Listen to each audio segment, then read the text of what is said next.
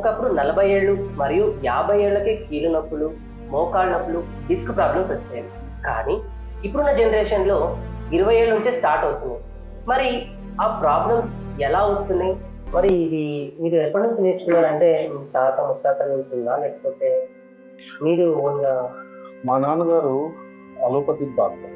Okay. ఆయన ఒక surgeon. చుట్టుపక్కల ఒక 16, 17 గ్రామాలకు ఆయన ఒక్కడే డాక్టర్ ఉండేవాడు. చిన్నప్పటి నుంచి నాకు ఈ డాక్టర్ వృత్తి తప్ప ఇంకోటి తెలియదు. అలాగే నాన్నగారు కూడా నేను డాక్టర్ అవ్వాలని అనుకునేవారు. సో అలా ఎప్పుడు ఆయన పక్కనే కూర్చొని పేషెంట్స్ని చూస్తూ అలా అలోపతిలో ఎలా ట్రీట్మెంట్ చేస్తారు, సర్జరీస్ ఎలా చేస్తారు, ఇంకా అత్యవసర చికిత్సలు అంటే మనకి పల్లెటూరులో పురుగు మందులు తాగి వచ్చేవాళ్ళు ఉంటారు, బర్న్ కేసులు ఉంటాయి.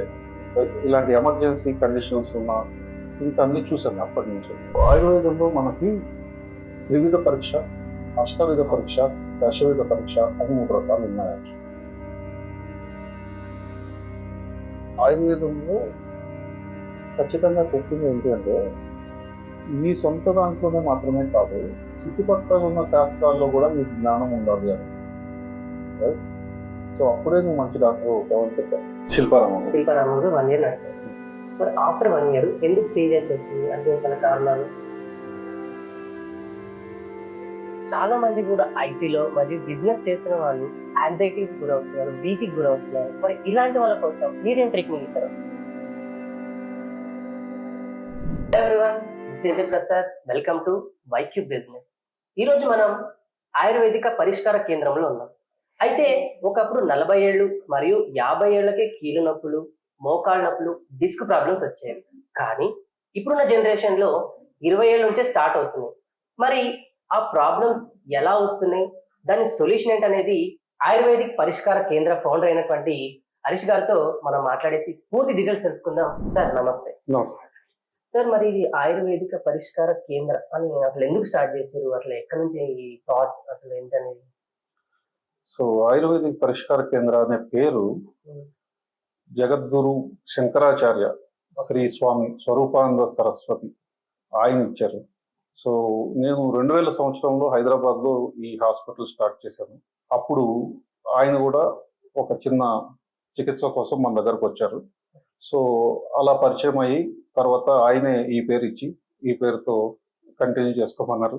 సో అలా కంటిన్యూ అయిపోయింది. అయితే స్వామీజీ గారితో సజెషన్ తీసుకొని మీరు స్టార్ట్ చేశారు. మరి ఇది మీరు ఎప్పటి నుంచి నేర్చుకున్నారు? అంటే మీ తాత ముత్తాతల నుంచి ఉందా? లేకపోతే మీరు ఓన్‌గా?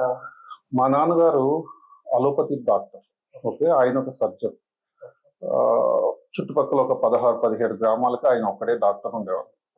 ఓకే. చిన్నప్పటి నుంచి నాకు ఈ డాక్టర్ వృత్తి తప్ప ఇంకోటి తెలియదు. అలాగే నాన్నగారు కూడా నేను డాక్టర్ అవ్వాలని అనుకునేవారు. సో అలా ఎప్పుడు ఆయన పక్కనే కూర్చొని పేషెంట్స్ని చూస్తూ అలా అలోపతిలో ఎలా ట్రీట్మెంట్ చేస్తారు, సర్జరీస్ ఎలా చేస్తారు, ఇంకా అత్యవసర చికిత్సలు అంటే మనకి పల్లెటూరులో పురుగు మందులు తాగి వచ్చేవాళ్ళు ఉంటారు, బర్న్ కేసులు ఉంటాయి. ఇలాంటి ఎమర్జెన్సీ కండిషన్స్ ఉన్న థింగ్స్ అన్నీ చూశాను అప్పటి నుంచి. సో ఎలాగో డాక్టర్ని అవ్వాలి కాబట్టి ఆయుర్వేదిక్ డాక్టర్ ఎందుకు అవ్వకూడదు అని చెప్పి ఆయుర్వేదిక్ డాక్టర్ అయ్యమంటారు. సో ఆయుర్వేదిక్ డాక్టర్ అయిన తర్వాత 95లో కంప్లీట్ అయిపోయింది నా ఆయుర్వేదిక్ డాక్టర్ చేయటం. అప్పటి నుంచి ఆయుర్వేదిక్ ప్రాక్టీస్ మాత్రమే చేస్తూ ఉన్నాను. 2000 సంవత్సరంలో హైదరాబాద్ వచ్చి హైదరాబాద్లో ఫస్ట్ హాస్పిటల్ స్టార్ట్ చేసాం. ఇలాగే పంచకర్మ సెంటర్ స్టార్ట్ చేసాం. అప్పుడు మన సినీ ప్రముఖులు, రాజకీయ ప్రముఖులు, అప్పుడు కూడా తెలుగుదేశం పార్టీ ఉండేది, వచ్చారు. అప్పుడు మనది ఫిల్మ్ నగర్లో కరెక్ట్గా ఫిల్మ్ ఛాంబర్కి ఎదురుగా ఉండేది మన హాస్పిటల్. సో అప్పుడు ఆ పరిచయాలతో శిల్పారామంలో మనకు ఒక 2 ఎకరాల స్థలం ఇచ్చారు. అక్కడ ఒక ఆయుర్వేదిక్ విలేజ్ స్టార్ట్ చేసి ఒక 1 ఇయర్ అది నడిపాం. సో అలా అప్పటి నుంచి ఆయుర్వేద హాస్పిటల్స్, పంచకర్మ క్లినిక్స్ వీటిపైన జరుగుతాం. అయితే ఇప్పుడు 1 ఇయర్ నడిపారు కదా సార్ శిల్పారామంలో 1 ఇయర్ నడిపారు. మరి ఆఫ్టర్ 1 ఇయర్ ఎందుకు చేంజెస్ వచ్చింది? అంటే గల కారణాలు? సో శిల్పారామము గవర్నమెంట్ ప్లేస్ అది. ఓకే. సో అప్పట్లో ఉండే టూరిజం మినిస్టర్స్ వాళ్ళు మనకి చేస్తే అందరికి ఉపయోగపడుతుందనే ఉద్దేశంతో మనకు అవకాశం ఇచ్చారు. సో అది కొన్ని రోజులు అయిన తర్వాత దాంట్లో ఉండే ఆఫీసర్స్కి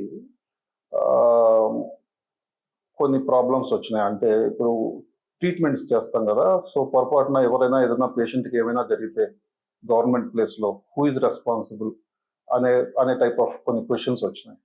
అందుకోసం అని చెప్పి దాన్ని మాత్రం శిల్పారామన్ మాత్రం వదిలేసాం, బట్ ఫిలిం నగర్లో కంటిన్యూ చేసాం. అలాగే స్టిల్ కాదు, అప్పుడు తర్వాత నేను రష్యా వెళ్ళిపోయాను. రష్యా వెళ్ళిపోయి అక్కడ మనకి ఇక్కడ ఇండియన్ గవర్నమెంట్లో పార్లమెంట్ లాగా రష్యాలో దూమా అని ఉంటుంది. దూమా. సో ఆ దూమాలో speaker is the second person after the president. Okay, ఆయన వైఫ్ ఒక హాస్పిటల్ స్టార్ట్ చేశారు. సో దానికోసం అని చెప్పి కొన్ని రోజులు రష్యా వెళ్ళాము. మళ్ళీ తిరిగి వచ్చిన తర్వాత మళ్ళీ వేరే బ్రాంచెస్ స్టార్ట్ చేశాం. అంటే రష్యాలో మీరు ఏమైనా ప్రాక్టీస్ వాళ్ళు క్లినిక్ స్టార్ట్ చేశారు. ఆ క్లినిక్ నేను రన్ చేశాను 1 year. 1 year. ఆ తర్వాత వెనక్కి వచ్చేసి మళ్ళీ మన ఇక్కడ clinic start come back to Hyderabad. Okay. అయితే సార్ ఇప్పుడు ఆయుర్వేదికలో ఏంటి స్పెషల్? ఆయుర్వేదిక్ పరిష్కార కేంద్రాలనా? ఆయుర్వేదిక్ పరిష్కార కేంద్రంలో ఏంటి స్పెషల్? సో మనము ఇక్కడ స్పెషలైజ్డ్ గా నేను 30 years నుంచి చేసే ట్రీట్మెంట్ ఏంటంటే spine and disc problems, arthritis and psoriasis, వీటిపైన ఎక్కువ కాన్సన్ట్రేట్ చేస్తాం.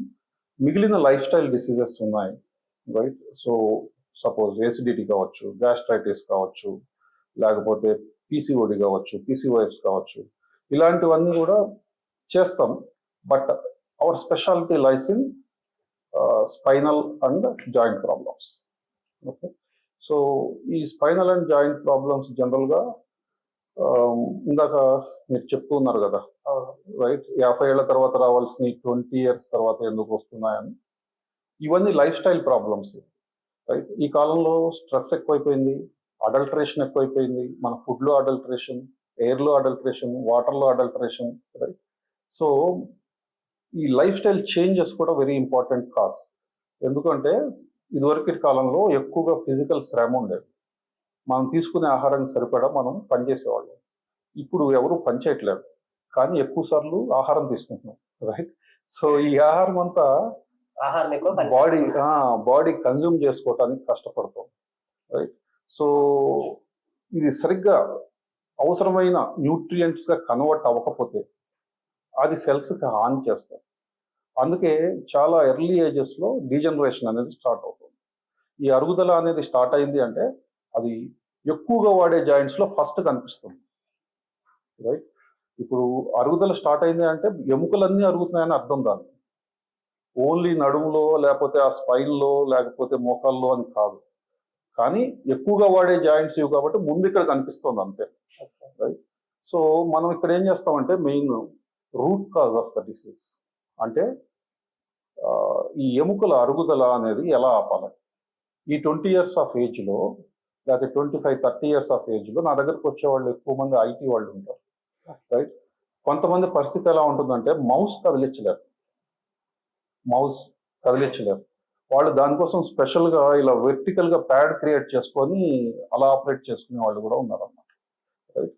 సో కొంతమంది ఎర్లీగా ఆపరేషన్స్కి వెళ్ళిపోతారు, ఎందుకంటే ఇన్సూరెన్సెస్ వస్తాయి, ఈజీగా ఉంటుంది, కార్పొరేట్ హాస్పిటల్స్లో చేసుకోవచ్చు, ఆపరేషన్స్కి వెళ్ళిపోతారు. అలా కంప్లీట్గా డిజేబుల్ అయిపోయిన వాళ్ళు కూడా ఉన్నారు, రైట్? సో ఇలా ఈ ప్రాబ్లమ్స్ డిఫరెంట్గా ఉన్న సిచ్యువేషన్స్లో ఉన్న పీపుల్ మన దగ్గరకు వచ్చినప్పుడు how we can help them. So ఇక్కడ మనం ట్రీట్మెంట్ చేసిన తర్వాత we don't see recurrences, right? మనం ఏం చేస్తాం, లైఫ్ స్టైల్ చేంజెస్ చెప్తాం, డైటరీ చేంజెస్ చెప్తాం, అండ్ ఇక్కడ పంచకర్మ థెరపీస్ చేస్తాం.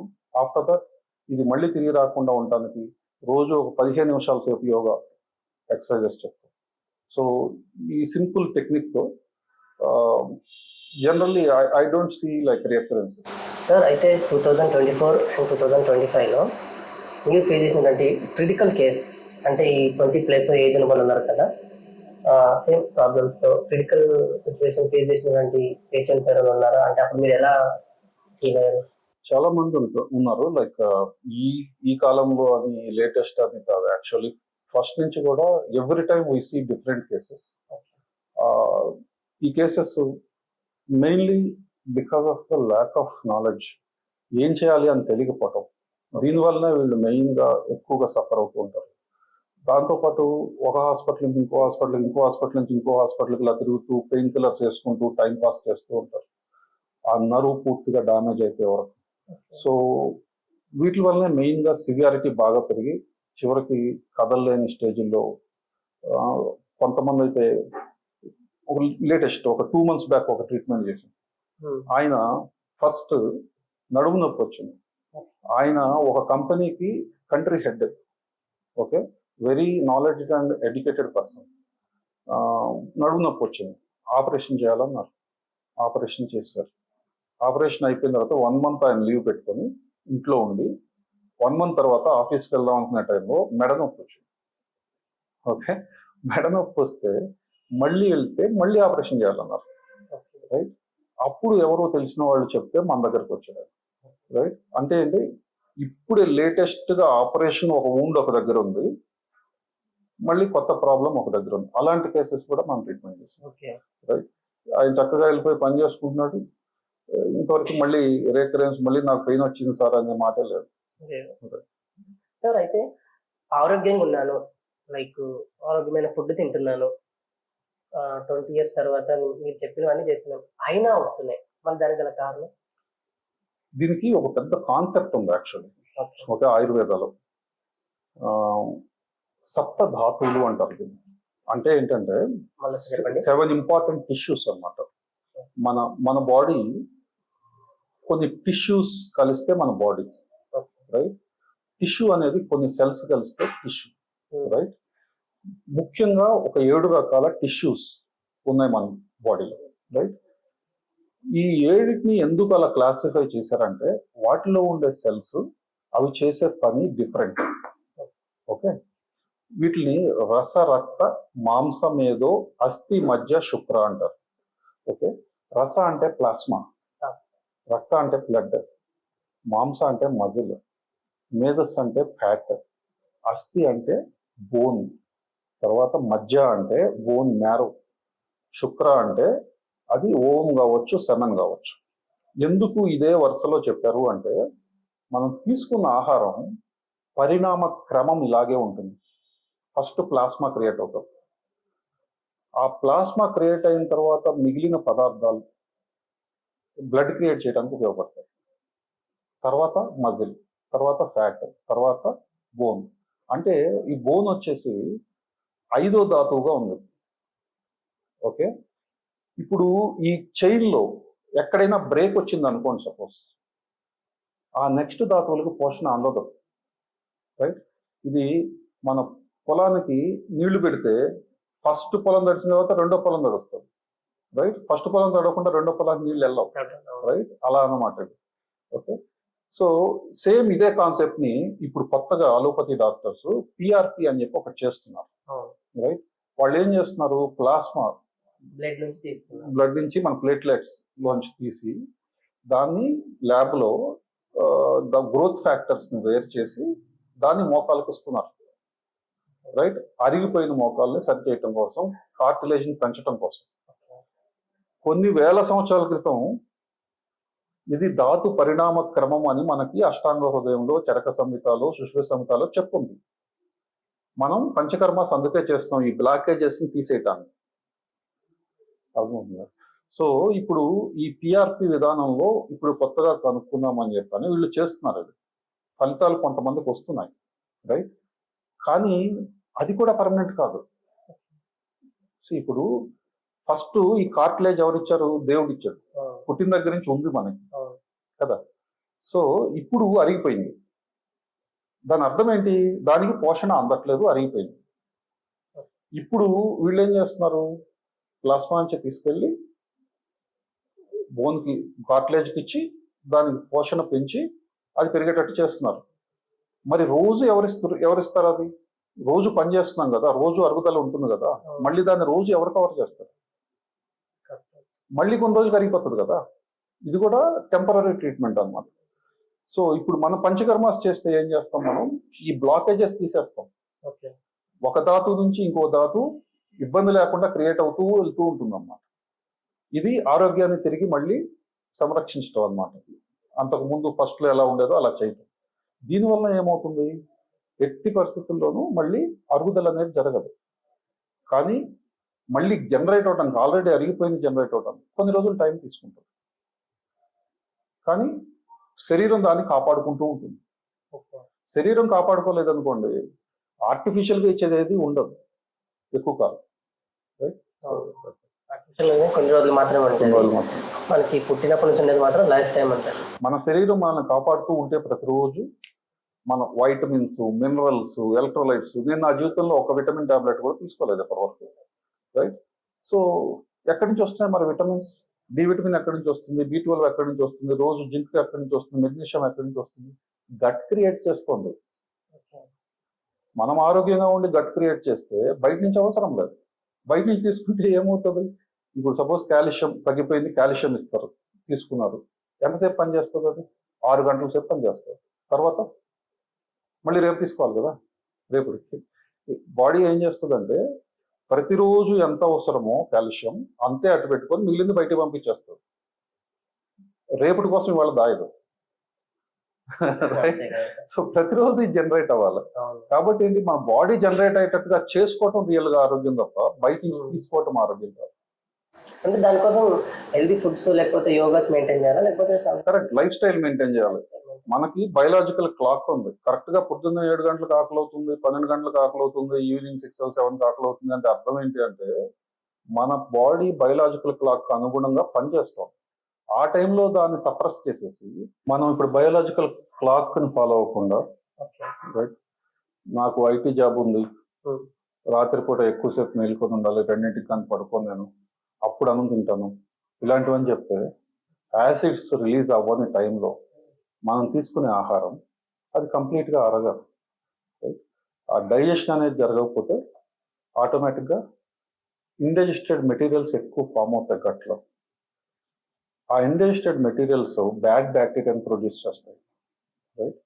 సో దీనివల్ల మనకు కావాల్సిన రోజు కావాల్సిన వైటమిన్స్, మినరల్స్ ఇవన్నీ జనరేట్ అవటం ఆగిపోతుంది. రైట్? ఇవన్నీ జనరేట్ అవటం ఆగిపోతే బాడీ ఫంక్షనాలిటీ తగ్గుతుంది. సెల్స్ పూర్తి స్థాయిలో పనిచేయలేవు. అక్కడి నుంచే ప్రాబ్లం అనేది స్టార్ట్ అవుతుంది. That is the starting point అన్నమాట. కానీ అప్పుడు మనం పెద్దగా సిమ్టమ్స్ లేవు కాబట్టి పట్టించుకోం. రైట్? తర్వాత సిమ్టమ్స్ బాగా పెరిగి మనల్ని పడుకోబెట్టేసే టైం వస్తే అప్పుడు డాక్టర్ దగ్గరికి వస్తాం. సో అందుకే ఆ ప్రాబ్లమ్స్ అలా స్లోలీ వస్తాయి. పెరిగి పెరిగి పెరిగి ఒక రోజుకి మన పని చేసుకోలేని స్థాయికి తీసుకొస్తాయి. రైట్? అందుకే life style is very important. పొద్దున్నే లేవాల్సిందే, రైట్, రాత్రిపూట కరెక్ట్ టైంలో పడుకోవాల్సిందే, కరెక్ట్ 8 గంటలు పడుకోవాలి, ఎప్పుడు తినాలి, అది ఎంత తిన్నా పర్వాలేదు, at least time is very important. ఎంత వాటర్ తీసుకోవాలి, ఎంత ఎక్సర్సైజ్ చేయాలి, these things are very important in life. అవి చేయకపోతే డెఫినెట్గా ఎవరికైనా డబ్బులు వస్తాయి. అంటే జీవితంలో మనకంటే ఒక టైం టేబుల్ ఉండాలి. కరెక్ట్, ఉండాలి. అది లేకపోతే ఎవరికైనా డబ్బులు వస్తాయి. ఇప్పుడు మనం చేసే చిన్న ఐటీ జాబ్కి, చిన్న జీతానికి ఇంత లగ్జరీ అయితే పెద్ద పెద్ద పొలిటీషియన్స్ ఉన్నారు, సినిమా యాక్టర్స్ ఉన్నారు, వీళ్ళంతా పొద్దున్నే 4 గంటలకు లేసి ఎందుకు చేస్తున్నారు జిమ్స్ లో? రైట్? సో వాళ్ళు మనకంటే లగ్జరియస్ కదా, వాళ్ళకి ఇంకా బద్ధకంగా ఉంటుంది మనకంటే లేవాలంటే. అయినా వాళ్ళు ఎందుకు లేస్తున్నారు? They know the importance of health. వాళ్ళకి హెల్త్ లేదు, ఈ బాడీ సరిగ్గా పనిచేయలేదంటే నెక్స్ట్ రోజు లేదు వాళ్ళు. రైట్? సో అందుకోసం చెప్పి వాళ్ళు చేస్తూ ఉన్నారు. చూసి నేర్చుకోవాలి, మనం కూడా చేయాలి, తప్పదు. అయితే సార్ ఇప్పుడున్న జనరేషన్ కి మీరు ఎలాంటి ఫుడ్ సజెస్ట్ చేస్తారు? అండ్ టైమింగ్స్ అయినా కానీ ఒక టైం టేబుల్ అనేది మీరు చెప్తే అట్లీస్ట్ వాళ్ళు తెలుసుకునేగా ఇప్పుడు నుంచి ఆరోగ్యం ఉంటారని నా ఒపీనియన్. టైమింగ్స్ ఎలా ఉంటాయి ఫుడ్? జనరల్ గా మనకి 2 times ఫుడ్ తీసుకోవాలి. డేకి 2 times ఫుడ్ తీసుకోవాలి. రైట్? అది మార్నింగ్ ఒకసారి, ఈవినింగ్ ఒకసారి, బిఫోర్ సన్సెట్. ఇది స్ట్రిక్ట్ రూల్ నార్మల్గా అయితే. బట్ మనకున్న లైఫ్ స్టైల్కి కొంచెం మార్చుకొని ప్రతిరోజు ప్రాక్టీస్ చేయగలిగేటట్టుగా చేయాలి అని చెప్పంటే వీ కెన్ టేక్ 3 times. కానీ కరెక్ట్గా ఎప్పుడు ఆకలి అవుతుందో అప్పుడు బాడీ మిమ్మల్ని అడుగుతుంది ఆహారం కావాలి అని. యాసిడ్స్ రిలీజ్ అవుతున్నాయి లోపల. ఆ యాసిడ్స్ రిలీజ్ అయ్యేటప్పుడు మనం ఆహారం కనుక పెట్టకపోతే ఏం చేస్తాయి ఆ యాసిడ్స్? యాసిడ్కి ఎంత pH ఉంటుంది తెలుసా? 4 ఉంటుంది. హైడ్రోక్లోరిక్ యాసిడ్ 4 దాని pH. అంటే దాని అర్థం ఏంటి అంటే ఒక చిన్న కప్పులో ఆ యాసిడ్ తీసుకొని వేలు పెడితే ఎముక కూడా కనిపించదు. అంత పవర్ఫుల్ యాసిడ్ మన పొట్టలో రిలీజ్ అవుతూ ఉంటే అప్పుడు ఆహారం వేయకపోతే అదేం చేస్తుంది, పొట్ట లోపల ఉన్న గోడల్ని కాల్చేస్తుంది, పూత మొదలవుతుంది, తర్వాత పుండు అవుతుంది. రైట్. ఈ గ్యాస్ట్రైటిస్ ఎప్పుడు తేపులు, మంట, నొప్పి, డిస్కంఫర్ట్ ఇలా ఉండేవాళ్ళు జీవితం అంతా అలాగే ఉంటారు. రైట్. చాలా మందిని చూస్తూ ఉంటాం. యాక్చువల్గా గ్యాస్ట్రిక్ ప్రాబ్లమ్ ఒక 15-20 ఇయర్స్ ముందు మా ఫాదర్ టైంలో అయితే అప్పటికి ఓమెప్రజాల్ ఇంకా రాలేదు, ప్రోటాన్ పంప్ ఇన్హిబిటర్స్ ఇంకా రాలేదు. అప్పుడైతే జెలుసిల్ ఇట్లాంటివి ఏమి పనిచేసేవి కాదు. జెనిటాగ్, జెలుసిల్, హిస్టాగ్ ఇట్లాంటివన్నీ వేసేవాళ్ళు, పనిచేసేవి కాదు. అప్పుడు గ్యాస్ట్రోజెజినాస్టమీ బాగా ఉండేది. రైట్. అక్కడ ఎక్కడైతే పుండు ఉందో దాన్ని కట్ చేసేసి కింద ఉన్న పేగుని పొట్టకి మళ్ళీ కనెక్ట్ చేయటం అన్నమాట. రైట్. సో ఆ ఆపరేషన్స్ చాలా ఉండేవి. ఈ ప్రోటాన్ పంప్ ఇన్హిబిటర్స్ వచ్చాక అవి చాలా తగ్గిపోయినాయి actually. But still people are facing that problem. చాలా మందికి లైఫ్ అంతా ఫేస్ చేస్తూనే ఉంటారు, అయినా కానీ లైఫ్ స్టైల్ మార్చుకోరు. So that's the problem. Lifestyle మారకపోతే మనం ఏమి చేయలేం. ఇప్పుడున్న జనరేషన్ లో ఫుడ్ కూడా చాలా కల్తీ ఉంది కదా. అవును, ఏ ఫుడ్ అయినా కానీ అవును, అవును, మరి అవును. ఇప్పుడు మీరు ఎందాక అడిగారు కదా, తొందరగా ఎందుకు అరిగిపోతున్నాయి 20 ఏళ్లకి అని అడిగారు కదా, దానికి ఇది కూడా ఒక కారణం. మొత్తం కల్తీ. రైట్. సో మన బాడీ దాన్ని తట్టుకోగలగాలి, ప్రాసెస్ చేయగలగాల. రైట్. సో ఇది చాలా కష్టం, న్యాచురల్ ఫుడ్ కాదు ఇది. దాంతో పాటుగా మనం ఏం చేస్తామంటే ఇంకొక తప్పు, ప్రాసెస్ చేసినప్పుడు సోడియం క్లోరైడ్ ఎక్కువ వాడతాం, ఉప్పు ఎక్కువ వాడతాం. మామూలుగా ప్రకృతిలో ఉండే ప్రతి కూరగాయలో, ప్రతి ఫ్రూట్లో, లేకపోతే ఆకులో, వేర్లో 1:8 నిష్పత్తిలో ఉంటుంది సోడియం అండ్ పొటాషియం. మనం ఏం చేస్తామంటే ఇట్లా ఉప్పు ఎక్కువ యాడ్ చేసి దాన్ని రివర్స్ చేస్తాం. యాక్చువల్గా అదొక మెయిన్ కారణం మనకి తొందరగా జబ్బులు చేయడానికి. ఇప్పుడు ఆవులు ఉన్నాయనుకోండి, వాటికి తొందరగా జబ్బు చేయదు. రైట్. జబ్బు చేసినా ఒక రోజు అది ఏమి తినకుండా అలాగే ఉంటుంది, వేరేం పెట్టినా సరే నెక్స్ట్ రోజుకి దాంతో అదే క్యూర్ అయిపోతుంది. రైట్. మనలాగా పెద్ద పెద్ద జబ్బులు చేయదు దానికి. ఎందుకు చేయాలంటే అది ప్రాసెస్డ్ ఫుడ్ తిందో, నేచర్ ఇచ్చిందే తింటుంది. దాంట్లో ఉండే ఆ కాంబినేషన్ 1:8, మన సెల్లో ఉండే కాంబినేషన్ ఒకటే. కాబట్టి ఏంటంటే జంతువుల సెల్స్ కి ఈజీగా అది కనెక్ట్ అవుతుంది. రైట్. సో ఈ ప్రాసెసింగ్ వల్ల చాలా ప్రాబ్లం ఉంది. దాన్ని కూడా స్టోర్ చేసి తింటాం, ఫ్రిడ్జ్ లో పెట్టి మళ్ళీ రీహీట్ చేసి తింటాం, ఇలా డిఫరెంట్ వికృతులు ఉన్నాయి దానికి. మళ్ళీ అవన్నీ కూడా యాడ్ చేస్తే జబ్బులు రాకుండా ఉంటుంది ఛాన్స్ లేదు. సార్ ఇప్పుడు ఇందాక చెప్పారు ఆవులు, జంతువులు ఏదైనా రోగాలు వస్తే 1 డేలో క్యూర్ అయిపోతుందని చెప్పారు. మరి మనుషులు కూడా దేవుళ్ళ కోసం ఉపవాసాలు చేస్తుంటారు, అండ్ ముస్లిమ్స్ అయితే 41 డేస్ రోజా ఉంటారు. ఉపవాసాల వల్ల కూడా బాడీ హెల్త్ క్యూర్ అవుతుందని అంటారు, అది ఎంతవరకు నిజం సార్? లైక్ హెల్త్ క్యూర్ అవటం పక్కన పెట్టేస్తే అట్లీస్ట్ అప్పటికి ఇంటెస్టైన్ లెవెల్లో ఉన్న అన్డైజెస్టెడ్ మెటీరియల్స్, వేస్ట్ థింగ్స్ అనేది బయటికి పంపించగలుగుతుంది. రైట్. ఈ ఎప్పుడైతే అన్డైజెస్టెడ్ మెటీరియల్స్ బయటకు వెళ్ళిపోతాయో, టాక్సిన్స్ మన బాడీలోంచి బయటకు వెళ్ళిపోయినట్టు, then will definitely feel healthy than a day before. Right. అందుకే వీక్లీ వన్స్ ఖచ్చితంగా ఉపవాసం చేయాలి అని చెప్పి అంటారు. అట్లీస్ట్ లైక్ 12 hours ఉపవాసం. రైట్. అలా చేస్తే ఏంటంటే ఆ 1 week లో మనం బాడీలో మిగిలిపోయిన అన్డైజెస్టెడ్ మెటీరియల్స్ అన్ని బయటకు వెళ్ళిపోవటానికి డైజెస్టివ్ సిస్టమ్కి ఒక రోజంతా టైం ఇచ్చినట్టు ఉంటుంది. రైట్. సో దానివల్ల ఏంటంటే ఆరోగ్యంగా ఎక్కువ కాలం ఉండటానికి అవకాశం ఉంటుంది. అయితే వీక్లీ 1 టైం ఉపవాసం చేయటం మంచిది.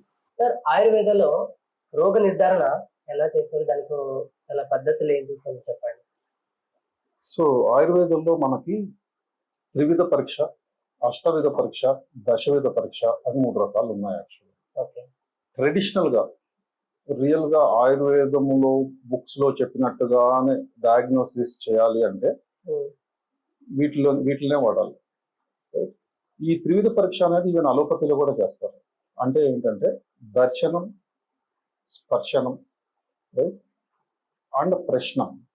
అంటే ఏంటి, చూసి కొన్ని తెలుస్తాయి, రైట్, పట్టుకొని చూసి కొన్ని తెలుస్తాయి, ఎగ్జామిన్ చేసిన తర్వాత క్వశ్చన్స్ అడిగి కొన్ని తెలుస్తాయి, ఇది వెరీ కామన్ థింగ్. ఈవెన్ అలోపతిలో కూడా ఇవి చేస్తారు. ఇవి కాకుండా ఏంటి అంటే pulse diagnosis that is unique in Ayurveda, right? మనకి ఈ వాత పిత్త కఫ అనే దోషాలు ఉన్నాయి, రైట్? ఈ దోషాలు మన శరీరంలో జరిగే ప్రతి ఫంక్షనాలిటీ ఫిజియాలజీని కంట్రోల్ చేస్తున్నాయి. ఇవి ఏ ప్రదేశంలో ఏ స్థాయిలో ఉన్నాయి, ఎక్కడ బ్యాలెన్స్డ్ గా ఉన్నాయి, ఎక్కడ ఇంబ్యాలెన్స్డ్ గా ఉన్నాయి అనేది పల్స్ ద్వారా కనుక్కుంటారు ఆయుర్వేదిక్ డాక్టర్స్. కనుక్కొని ఆర్గానికి సంబంధించి ఈ చెప్పే సిమ్టమ్స్ వీటిలన్నిటిని బట్టి they can say this person might have this kind of problem, right? ఇదివరకటి కాలంలో అయితే ఇంతే. బట్ ఇప్పుడు ఏంటంటే ఈ అలోపతి ఆయుర్వేదానికి సంబంధం లేకుండా మనకి ఈ డయాగ్నోస్టిక్ టూల్స్ అన్ని వచ్చేసినాయి. బ్లడ్ టెస్ట్ కావచ్చు, ఎంఆర్ఐలు, సిటీ స్కాన్లు, ఈసీజీలు, రైట్, ఎకోకార్డియోగ్రామ్లు ఇవన్నీ ఉన్నాయి. ఈవెన్ ఆయుర్వేదిక్ డాక్టర్స్ కూడా ఇవన్నీ యూజ్ చేసుకోవచ్చు, రైట్? ఓన్లీ అలోపతి ట్రీట్మెంట్ చేయకూడదు అంతే. బట్ డయాగ్నోస్టిక్ టూల్స్ యూజ్ చేసుకుంటే తప్పేమీ లేదు, రైట్? ఆయుర్వేదంలో ఖచ్చితంగా చెప్పింది ఏంటి అంటే నీ సొంత దాంట్లోనే మాత్రమే కాదు, చుట్టుపక్కల ఉన్న శాస్త్రాల్లో కూడా నీకు జ్ఞానం ఉండాలి అని, రైట్? సో అప్పుడే నువ్వు మంచి డాక్టర్ అవుతావు అని చెప్పారు, రైట్? సో నేను కూడా ఈ టూల్స్ అన్ని యూజ్ చేస్తాను, రైట్? నేను ఆల్రెడీ సర్టిఫైడ్ సోనోగ్రాఫర్. అంటే ఏంటంటే అల్ట్రాసౌండ్ లో సర్టిఫైడ్ నేను. ఓకే.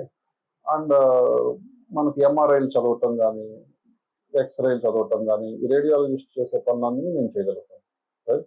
సో మామూలుగా ఆయుర్వేదంలో చెప్పిన పద్ధతులే కాకుండా I use these things also. But particular ఆయుర్వేదం అయితే we have those 3 kind of things: త్రివిధ పరీక్ష, అష్టవిధ పరీక్ష అండ్ దశవిధ పరీక్ష. సో ఆయుర్వేదానికి అలోపతికి ఉన్నటువంటి డిఫరెన్స్ ఏంటి? మంచి క్వశ్చన్ ఇది యాక్చువల్గా. ఐ థింక్ నేను దీన్ని చెప్పడానికి కూడా అర్హత ఉంది నాకు. ఎందుకు అంటే చిన్నప్పటి నుంచి అలోపతి ట్రీట్మెంట్స్ అంటే ఏంటో తెలుసు నాకు. ఆల్రెడీ ఒక మాక్సిమం లెవెల్కి చూశాను. And Hutchison's clinical method, Satoskar's pharmacology, Davidson's treatment principles ఇవన్నీ చదివాను. తర్వాత ఆయుర్వేదం 30 ఏళ్ల నుంచి ప్రాక్టీస్ చేస్తాను. ఈ రెండు తెలుసు కాబట్టి డిఫరెన్సెస్ చెప్పడానికి నాకు అర్హత ఉందని అనుకుంటున్నాను యాక్చువల్లీ. మెయిన్లీ అలోపతి తీసుకుంటే it is a very focused medicine. అంటే ఏంటి అంటే నీకు ఇప్పుడున్న ప్రాబ్లం ఏంటి, దాన్ని ఎలా ట్రీట్ చేయాలి, this is the concept behind allopathy. Okay, అది ఎమర్జెన్సీ కండిషన్ అవ్వచ్చు, ఒక సింటమ్ అవ్వచ్చు, ఏదైనా ఒక చిన్న లక్షణం, రైట్? నాకు ఈ ప్రాబ్లం ఉంది అని వెళ్తే ఓన్లీ ఆ ప్రాబ్లం మీదే కాన్సన్ట్రేషన్, వెరీ ఫోకస్డ్, రైట్? ఆయుర్వేదం ఏంటి అంటే ఇట్స్ ఏ హోలిస్టిక్ మెడిసిన్. అంటే ఆ సింటమ్ ఎందుకు వచ్చింది అసలు, దీనికి మేము కొన్ని క్వశ్చన్స్ అడుగుతాం, రైట్? ఈ దర్శనం, స్పర్శనం, ప్రశ్నం అనే దాంట్లో ప్రశ్నం ఉంది కదా, ఆ పద్ధతి ఉపయోగించి కొన్ని క్వశ్చన్స్ అడుగుతాం. ఆ క్వశ్చన్స్ ద్వారా ఏం చేస్తామంటే ఇప్పుడు ఆయుర్వేదంలో ఒక 6 స్టేజెస్ ఉన్నాయి ఒక డిసీజ్ కి. ఓకే, వాటిలో ఫస్ట్ది పూర్వరూపం. పూర్వరూపం అంటే ఏంటంటే అసలు ఇది ఇలా కనిపించక ముందు కొన్ని లక్షణాలు ఉంటాయి, అవి మనం నెగ్లెక్ట్ చేసాం అప్పుడు డాక్టర్ దగ్గరికి వెళ్లకుండా. వాటి గురించి అడుగుతాం యాక్చువల్గా. ఓకే, మీ లైఫ్ స్టైల్ గురించి అడుగుతాం, మీ డైట్ గురించి అడుగుతాం, మీకు ఎప్పుడెప్పుడు ఏ డిస్కంఫర్ట్స్ వచ్చినాయి అనే దాని గురించి అడుగుతాం. అక్కడి నుంచి మొదలు పెడతాం యాక్చువల్లీ. అసలు ఇది ఎక్కడి నుంచి స్టార్ట్ అయింది, దీనికి కారణం ఏంటి, ఎందుకు వచ్చింది. ఫస్ట్ వచ్చినప్పుడు అది మీకు పూర్వ లక్షణాలు ఏమొచ్చినాయో దాన్ని బట్టి we can understand what is the cause of it, right? ఆ పూర్వ లక్షణాల తర్వాత ఇప్పుడు ఈ లక్షణాలు ఉన్నాయి, రైట్?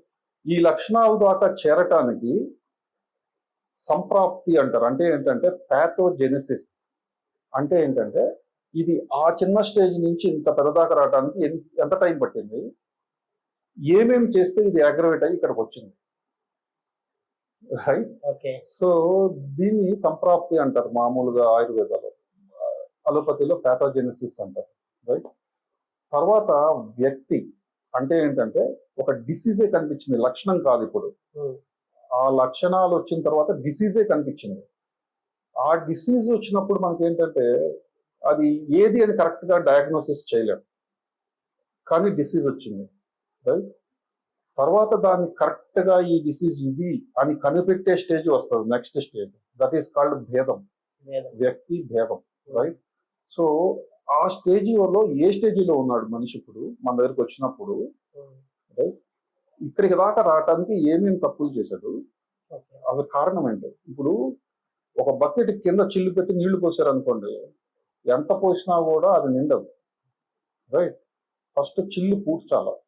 అంటే ఏంటంటే దేని వలన వచ్చిందో ఫస్ట్ అది ఆపాల. అది ఆపకుండా మనం పైనుంచి మందులు ఇస్తూ రోజు వెళ్తూ ఉంటే, ఇందాక చెప్పాను కదా, రోజు వైటమిన్ టాబ్లెట్స్ వేసుకోవడం లాగా ఉంటుంది అన్నమాట. అది ఎప్పటికీ ఆగదు. సో మెయిన్ డిఫరెన్స్ ఇది.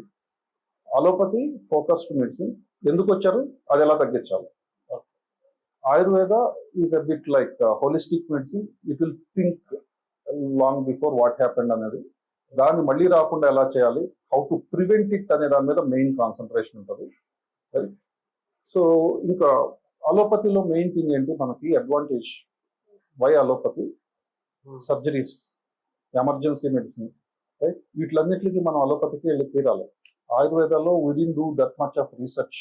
ఇప్పుడు అర్జెంటుగా ఒక సడన్ హార్ట్ అటాక్ వస్తే వీ కెనాట్ మేనేజ్ ఆయుర్వేదాలో, అలోపతికి వెళ్ళాల్సింది, రైట్? అలాగే ఇప్పుడు మనం అనుకున్నట్టుగా స్పైన్ ప్రాబ్లమ్స్ ఉన్నాయి, డిస్క్ ప్రాబ్లమ్స్ ఉన్నాయి, వీటిలన్నిటికీ ఆపరేషన్స్ అవసరం లేదు, రైట్? వీటిని చాలా ఈజీగా లైఫ్ స్టైల్ మార్పులతో, చిన్న చిన్న మన పంచకర్మ థెరపీస్తో ఈజీగా ఇక్కడే తగ్గించవచ్చు, right?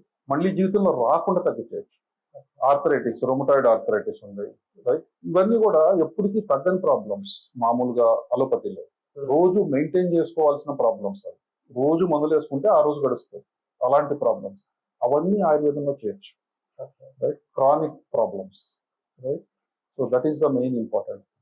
Ayurvedic present and future గురించి అది బాగుంటుంది అయితే ఆయుర్వేదిక్ లో ట్రీట్మెంట్. సో ఆయుర్వేదం అనేది 5000 సంవత్సరాల క్రితం ఉన్న ఒక శాస్త్రం, ఓకే? ఇప్పుడు ఈ అలోపతి అనేది ఇవాల్వింగ్ మెడిసిన్. అంటే ఏంటంటే ఈ రోజు మనం కనిపెట్టింది రేపు తప్పవచ్చు, రేపు ఇంకొక థియరీ వస్తుంది, దెన్ ఎవ్రీబడి ఫాలోస్ దట్. దాని తర్వాత ఇంకో థియరీ వస్తుంది, ఎవ్రీబడి ఫాలోస్ దట్, రైట్? ఇలాగా మనకి అది ఎవర్ ఎవాల్వింగ్ మెడిసిన్. ఇది already established medicine. Only problem ఏంటి ఆయుర్వేదాలో అంటే మనం ఇంకా బాగా అర్థం చేసుకోలేకపోతున్నాం అంతే, రైట్? ఇప్పుడు అలోపతిలో ఏఐ ఇలాంటి టెక్నాలజీస్ యూజ్ చేసి చేస్తున్నారు, రైట్? ఈవెన్ ఆయుర్వేదాలో యూజ్ చేసుకోకూడదు ఏఐని అని ఎక్కడ ఏమీ లేదు. ఈవెన్ మనం కూడా యూజ్ చేసుకోవచ్చు. Already I'm using it, right?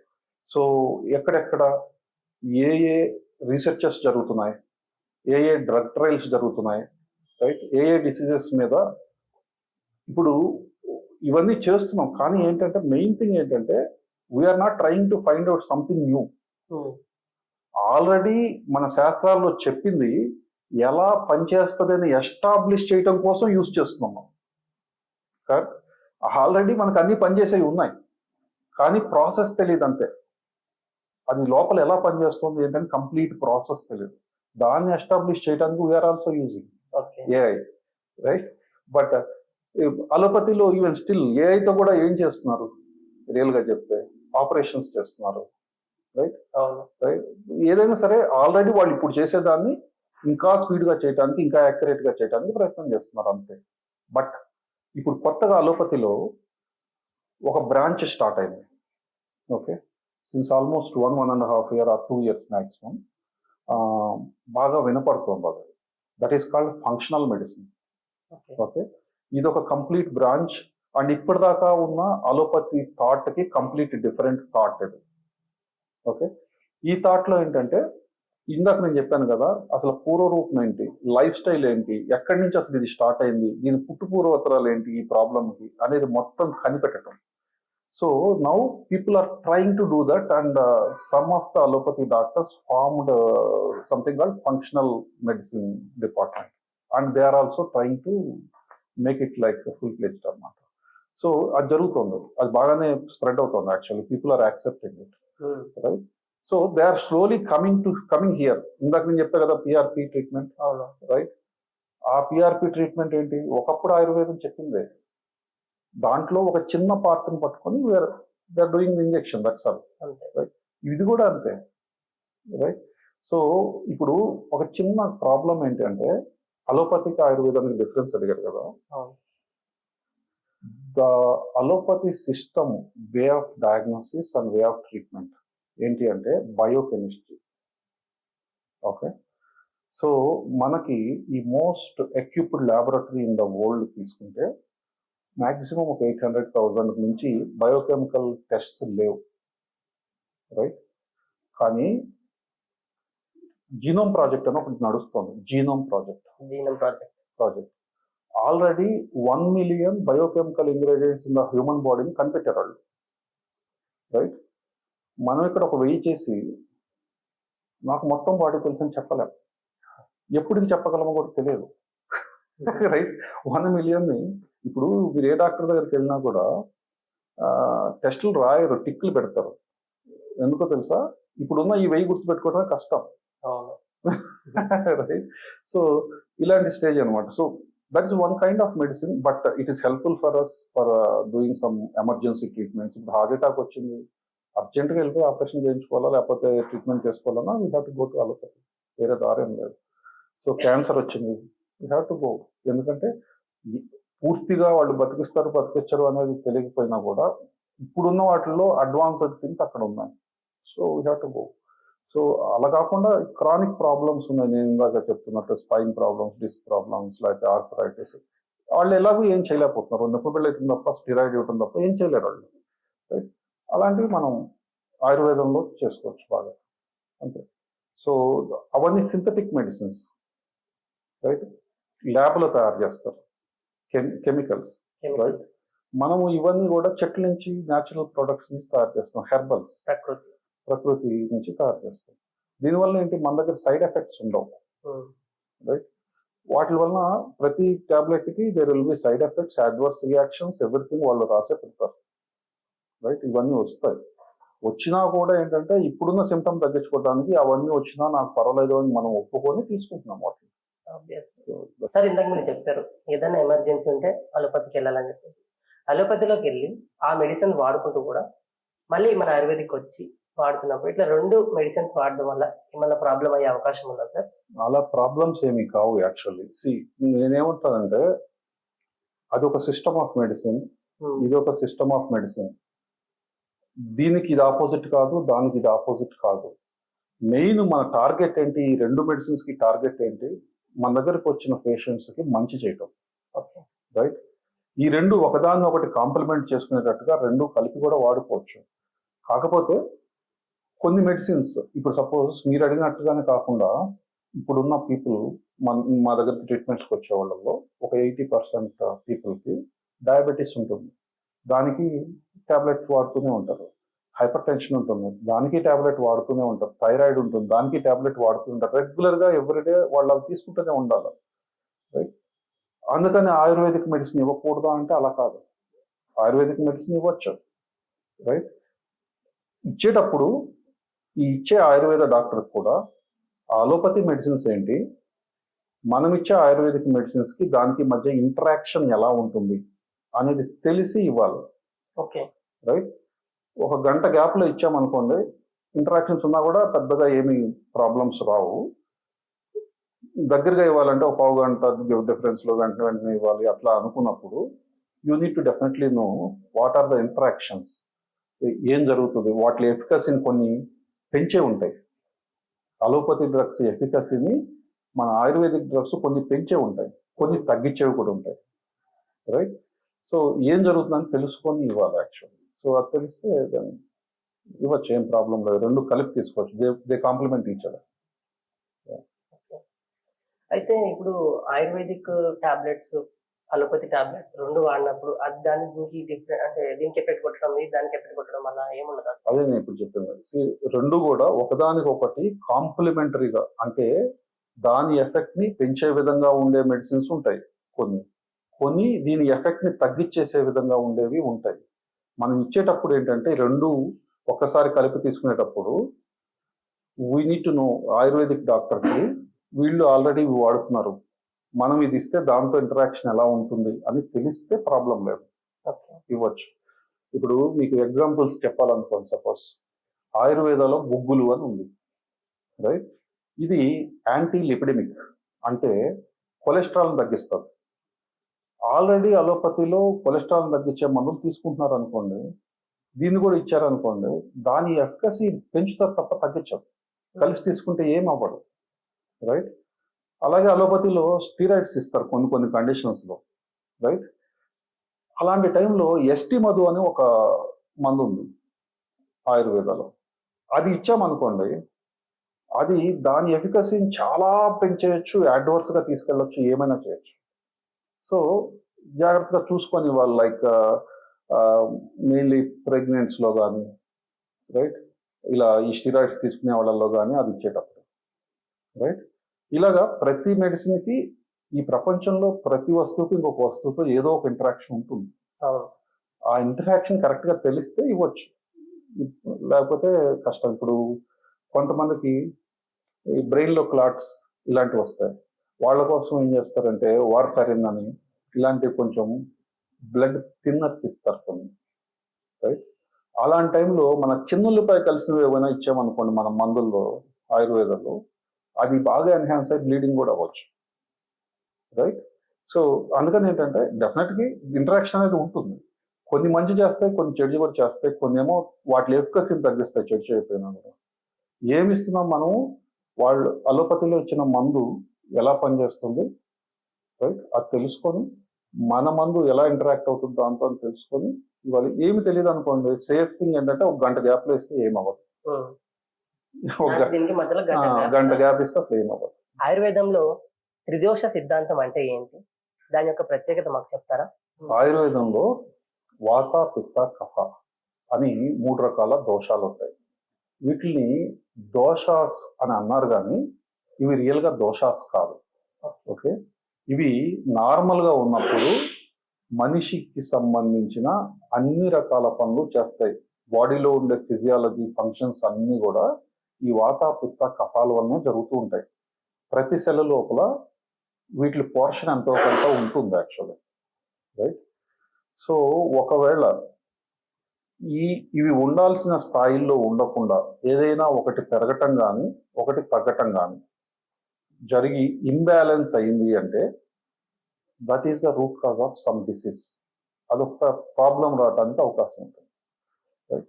మనం ఏం చేస్తాం ఇక్కడ ఈ పల్స్లో కానీ వీటిలో కానీ ఆర్గాన్ పల్స్ ఎలా ఉంది అంటే, లివర్ సపోజ్, ఈ లివర్లో వాత పిత్త కఫాస్ ఎలా ఉన్నాయి, బ్యాలెన్స్డ్గా ఉన్నాయా, ఏదైనా ఒకటి పెరిగిందా ఒకటి తగ్గిందా, ఇలా ప్రతి ఆర్గాన్ను చూసి ఆ ఆర్గాన్లో ప్రాబ్లం ఉంది అనేది కనిపెట్టగలుగుతాం పల్స్ డయాగ్నోసిస్లో. అంటే ఏంటంటే ఇప్పుడు అలోపతిలో ఇందాక నేను చెప్పినట్టు బయోకెమిస్ట్రీ ఫిజియాలజీ తెలియాలి అంటే మన సెల్స్ లోపల ఏం జరుగుతుంది, సెల్స్ లోపల బయాలజీ ఎలా జరుగుతుంది, అలాగే మన బాడీ లోపల ఫంక్షనాలిటీ ఎలా జరుగుతుందని బయోకెమిస్ట్రీ ద్వారా తెలుసుకుంటాం. ఆయుర్వేదంలో సేమ్ థింగ్ వాత పిత్త కఫ అనే వాటి ద్వారా తెలుసుకుంటాం. ఇట్లా కరెక్ట్గా లింక్ చేసి చెప్పకూడదు కానీ, బట్ బ్రాడ్గా చెప్తే వాత అనేది మన central nervous system and excretory పనులు మాత్రం చేస్తూ ఉంటుంది, రైట్? పిత్త అనేది ఎండోక్రైన్ సిస్టమ్ మొత్తం చేసేవి, అంటే హార్మోన్స్, ఎంజైమ్స్ ఇవన్నీ రిలీజ్ చేయటం, వీటిలన్నిటిని బ్యాలెన్స్ చేయటం, ఇలాంటివన్నీ పిత్త చేస్తుంది. డైజెషన్ ఇలాంటివన్నీ పిత్త చేస్తుంది. కఫ అనేది ఏం చేస్తుంది, మెయిన్లీ లిక్విఫైయింగ్, అంటే లూబ్రికేషన్స్. మ్యూకస్ లేయర్ ఉంది లోపల, మోకాళ్ళలో సైనోవియల్ ఫ్లూయిడ్ ఉంటుంది, రైట్? ఇవన్నీ ఏంటంటే లూబ్రికేషన్ అన్నమాట. లూబ్రికేషన్, స్థిరత్వం, మనిషికి స్థిరత్వం అండ్ ఆకారం, ఇవన్నీ ఇచ్చేది కఫ అన్నమాట, రైట్? సో ఆయుర్వేదం మొత్తం వీటి ఆధారంగానే మనిషికి వచ్చిన జబ్బు ఏంటి, దాన్ని ఎలా తగ్గించగలుగుతాం అనేది బేసిక్ ప్రిన్సిపల్స్ ఆధారపడి ఉన్నాయి, రైట్? సో దోష ధాతు మలామూలం ఇదం శరీరం అన్నారు. అంటే ఏంటంటే దోషాలు ఇందాక చెప్పా కదా, 7 ధాతుస్, మలాలు, ఈ 3 కలిస్తేనే శరీరం, రైట్? వీటిలో ఏదైనా ఒకటి బ్యాలెన్స్ తప్పితే then will have a problem. అంటే ఏ టైప్ ఆఫ్ ప్రాబ్లమ్స్ రావచ్చు? ఏమైనా రావచ్చు.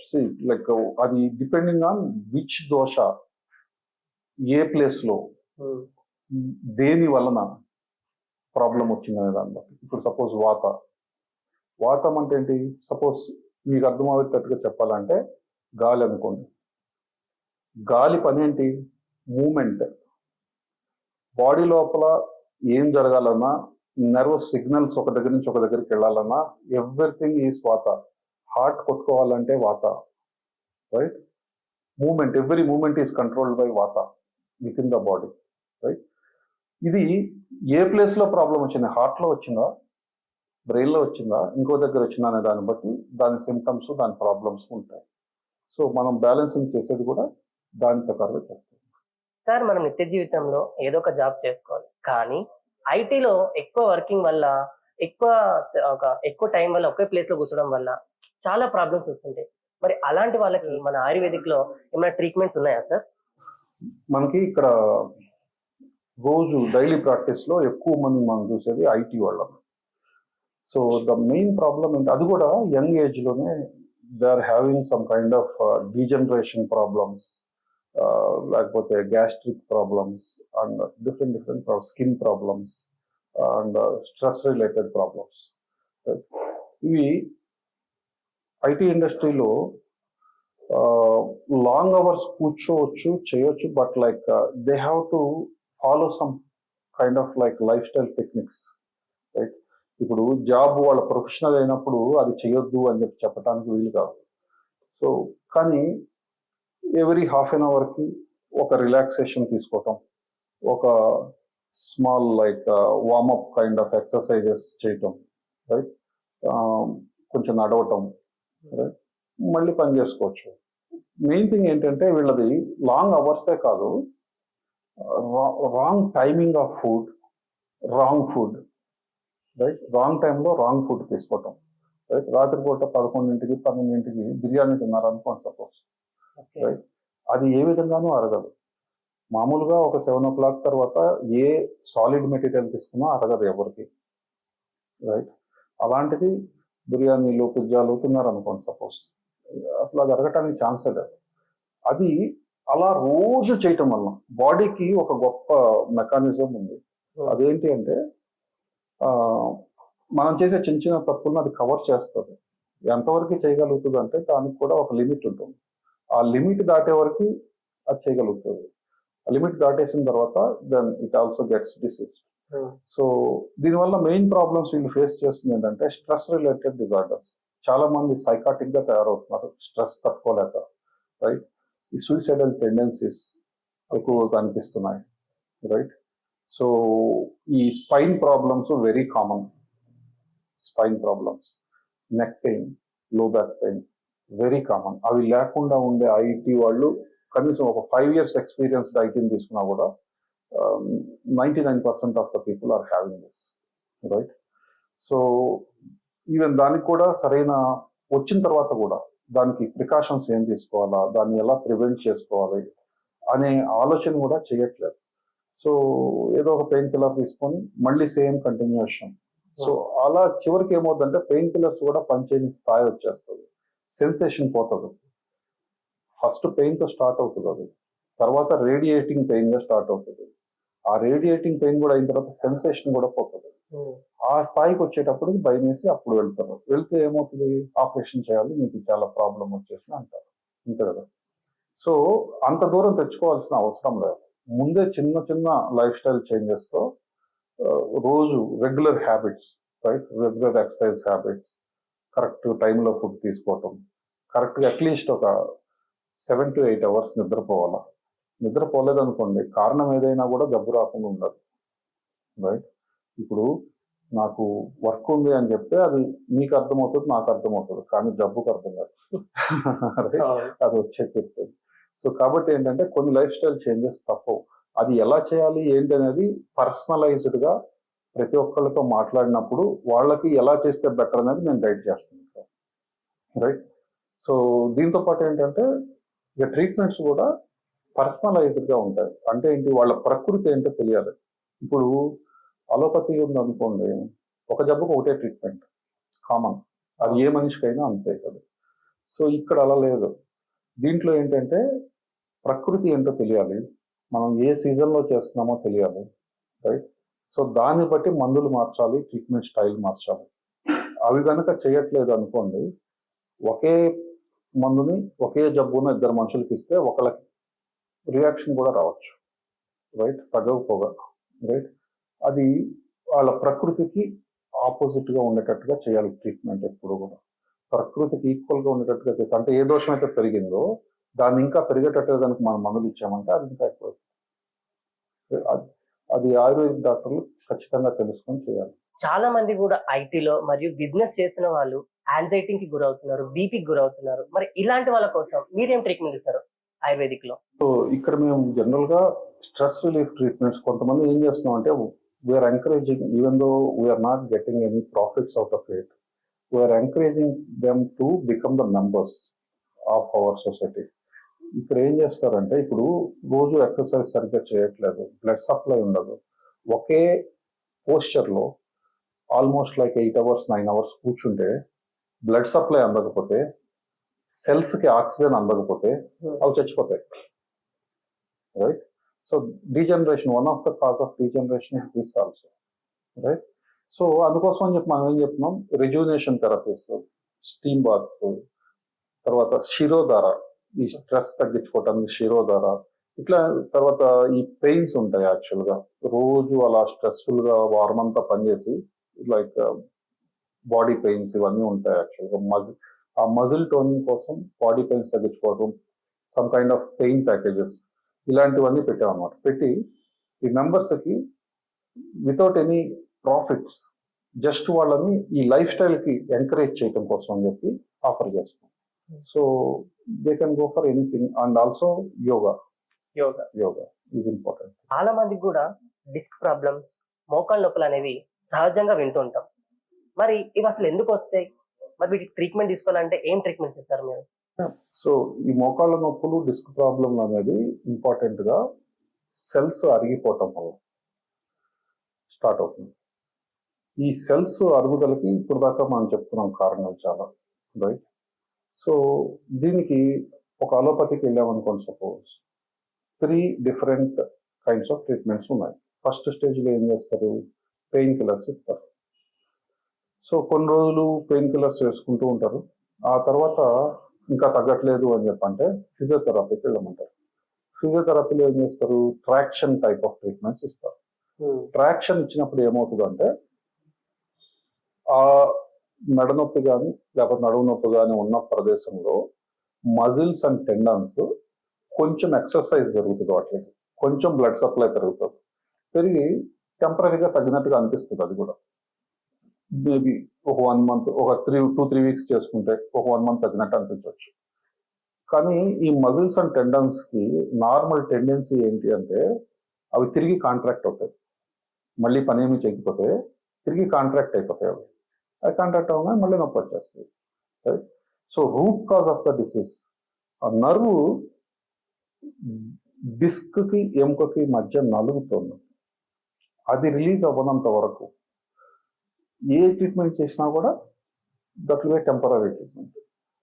అప్పుడు లాస్ట్ స్టేజ్లో మనం వెళ్ళాం అనుకోండి, బాగా నొప్పి తగ్గట్లేదు, ఫిజియోథెరపీ చేసాము, వాళ్ళు ఈ పెయిన్ కిల్లర్స్ వేసుకున్నాము, ఇవన్నీ ఏం తగ్గట్లేదు అంటే ఎంతవరకు ఆ బయటకు వచ్చి డిస్క్ నొప్పుతుందో అంతవరకు తీసేద్దాం అంటారు. లామినెక్టమీ ఇలా ఏదో ఒకటి చేద్దాం అంటారు. నన్ను అడిగితే ఏంటంటే అది కూడా టెంపరరీ.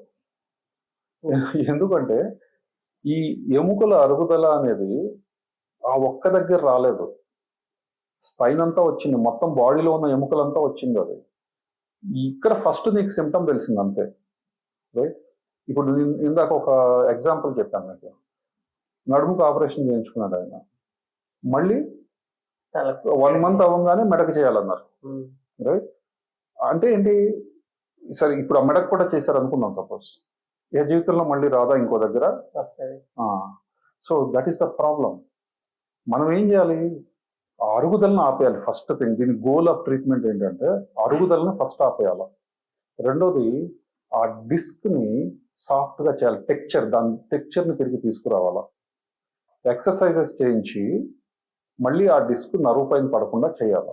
ఇలా చేయటం వల్ల ఏమవుతుందంటే అరుగుదల ఆగిపోవటం వల్ల మిగిలిన ఎముకల్లో ప్రాబ్లం రావటం అక్కడితో ఆగిపోతుంది. అట్లీస్ట్ సివియారిటీ పెరగకుండా రోజు ఎక్సర్సైజ్ చేయటం వల్ల అది ఎప్పటికీ ఇంకా మళ్ళీ అలా బయటకు వచ్చే ప్రాబ్లం రాదు. అది కూడా ఫస్ట్ మేము స్టార్ట్ చేసినప్పుడు ఫిల్మ్ నగర్లో 42 యోగా ఎక్సర్సైజెస్ తో స్టార్ట్ చేసాం. 21 రోజులు పంచకర్మ థెరపీ, 3 నెలల పాటు మెడిసిన్స్. ఎందుకంటే ఆల్రెడీ డ్యామేజ్ అయిన నర్వ్స్ ని హీల్ చేయటం కోసం, మళ్ళీ తర్వాత ఈ ఎముకల్ని కొంచెం బెటర్ చేయటం కోసం. అండ్ ప్రతిరోజు ఈ ఎక్సర్సైజ్ చేయాలి. ఇలా చేస్తే మళ్ళీ రాదు, లేకపోతే మీరు ఆపరేషన్కి వెళ్ళాలి. ఓకే, మీరు వెళ్ళంటే అది చేసుకోండి అని చెప్పేవాళ్ళం. ఇది ఎప్పుడు 2000లో. ఓకే, సో చాలా మంది హ్యాపీగా ఫీల్ అయ్యారు. కానీ ఒక 6 నెలల్లో 7 నెలల్లో మళ్ళీ తిరిగి రావటం మొదలు పెట్టారు. మళ్ళీ ప్రాబ్లం వస్తుంది, మళ్ళీ నొప్పి వస్తుంది అని. ఎందుకు వస్తుంది అని చెప్పని ఆలోచిస్తే ఎవరు ఎక్సర్సైజ్ చేయటం అనేది పూర్తిగా మానేశారు అందరు. ప్రాబ్లం ఉన్నప్పుడు అందరూ చాలా సీరియస్ గా చేస్తారు, వెరీ భక్తిగా చేస్తారు. ఒక రకంగా చెప్తే ఒక్కసారి ప్రాబ్లం తగ్గింది, నాకు నొప్పి తెలియట్లేదు అంటే అసలు వాళ్ళకి కొంచెం కూడా ఆలోచించే ఆ టైం దొరకదు ఇక దీని గురించి. అట్లాంటిది 42 ఎక్సర్సైజెస్ నియర్లీ 1.5 hours చేయాలంటే ఎవరు చేయరు. దెన్ అప్పుడు ఓకే, ఈ పద్ధతిలో వీ కెనాట్ లైక్ సక్సెస్ అని చెప్పని ఆలోచించి ఆ 42 ఎక్సర్సైజెస్ ని డిఫరెంట్ గా విడగొట్టి డిఫరెంట్ గ్రూప్స్ గా చేసి వీటిలో రియల్ గా ఎఫెక్టివ్ యోగాసనాస్ ఏంటి అని చెప్పి కనిపెట్టి చివరికి 6 ఎక్సర్సైజెస్ తీసుకొచ్చినారు. 6 వీటిని జస్ట్ 15 minutes చేస్తే చాలు. రోజు అందరూ ఈజీగా చేస్తారు. నిద్ర లేవగానే ఫస్ట్ ఇది చేసుకొని మిగిలిన పనులు చేసుకోవాలి, అట్లా చేస్తారు. సో ఇప్పుడు మాకు ఆల్మోస్ట్ ఒక 99% కేసెస్ మళ్ళీ ఒకసారి వెళ్ళిపోయిన తర్వాత మళ్ళీ ప్రాబ్లమ్ స్పైన్లో వచ్చింది. నేను అడుగుకి చేసి ఉండొచ్చు, నాకు మెడలో వచ్చిందని కూడా ఎవరు రారు. మొత్తం స్పైన్ పనిచేస్తాయి ఈ 6 ఆసనాస్, మళ్ళీ రాని ఇంకా problems. So thank you sir, thank you so much. Me valuable time మాకు స్పెండ్ చేసి ఇప్పుడున్న జనరేషన్ చేసినటువంటి మిస్టేక్స్ మాకు చెప్పి మా కళ్ళు తెరిపించారు. అండ్ చాలా మంది కూడా గైస్, మీరు కూడా చాలా మిస్టేక్స్ చేస్తున్నారు. అఫ్ కోర్స్ జాబ్ అనేది చాలా ఇంపార్టెంట్ మనకి, కానీ జాబ్ తో పాటు హెల్త్ కూడా మోస్ట్ ఇంపార్టెంట్. కాబట్టి సార్ చెప్పినటువంటి మిస్టేక్స్ కూడా మీరు చేసుకోకుండా మనం ఆరోగ్యంగా ఉంటే మనం ఫ్యూచర్ లో బాగుంటాం, మన పిల్లలు బాగుంటారు, అప్కమింగ్ జనరేషన్ కూడా బాగుంటది. కాబట్టి సార్ చెప్పినట్టు డైలీ యోగా చేస్తూ 2-3 లీటర్లు వాటర్ తాగుతూ అండ్ ఆరోగ్యమైనటువంటి ఫుడ్ తింటూ మనం ఆరోగ్యంగా ఉంటే సమాజం బాగుంటుంది. సో చూసారు కదా గాయస్, మన హరీష్ గారు చెప్పినటువంటి ప్రతి ఒక్క విషయాన్ని కూడా మనం పాటిద్దాం మన నిత్య జీవితంలో ఖచ్చితంగా. ఎందుకంటే మనం ఫస్ట్ ఆఫ్ ఆల్ ఆరోగ్యం ఉండాలంటే ఖచ్చితంగా సార్ చెప్పినవన్నీ కూడా పాటిద్దాము, సార్ చెప్పినవన్నీ కూడా మెయింటైన్ చేద్దాము. మరి ఇలాంటి మంచి ఇంటర్వ్యూస్ తో ముందుకు రావాలంటే మీరు ఖచ్చితంగా మా ఛానల్ సబ్స్క్రైబ్ చేసుకోవాలి. సో చూసినండి మా బైక్యూబ్ బిజినెస్ ని సైనింగ్ ఆఫ్.